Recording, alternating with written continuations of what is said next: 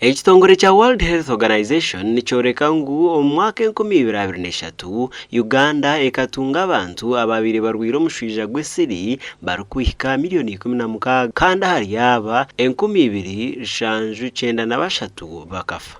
Eki nicho kigemeserize Ministry y'ebyamagara okuhayo obutimba bw'esiri abanyambarara n'ekigendererwa kyo kutangira omushwija.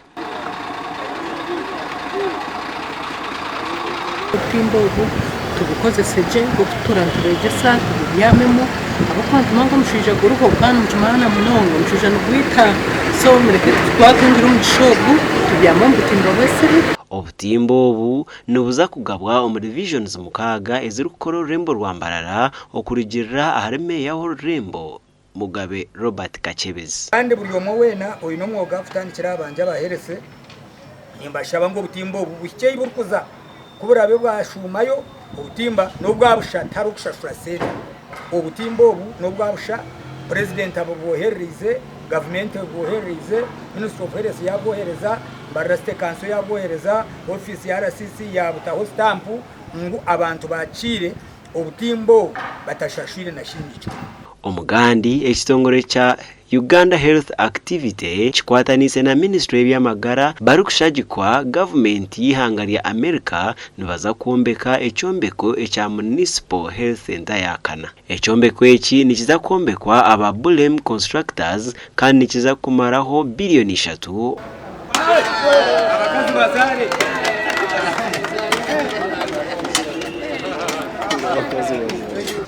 We are going to have a 2-storage maternity block that is going to house a theater, labor suits, and postnatal wards plus neonatal intensive care unit. We will not stop at constructing a building. The building needs to be functional. As I talk now, today, we are evaluating bids for MCH equipment that will be delivered. Cement sakuachiri first mbakota ground floor na first floor. So nchimesa ngu itwe kanso twaza kwechi hatu nisa konjeraho emyarire 2 second na third. So echinsa kubancha accommodating ngashinsa kubancha achi abachara benji hatu betugi nshemeza abachara 30 hatu betwasi abachara nshanju. So I think nchimesa nisa kubancha accommodating almost abachara bagamba abachara 200. Uganda Health Activity amwena Ministry ya Health American people tukabamba rasite na President Yoweri Museveni tutwaya chi.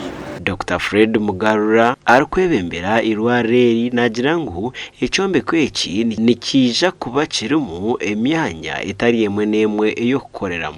Now that we are given 2 more anesthetic officers, we are given 2 theater attendants and a replacement of one of the doctors who left. In the last 3 to 4 weeks, we have been able to operate 70 mothers just in 3 weeks.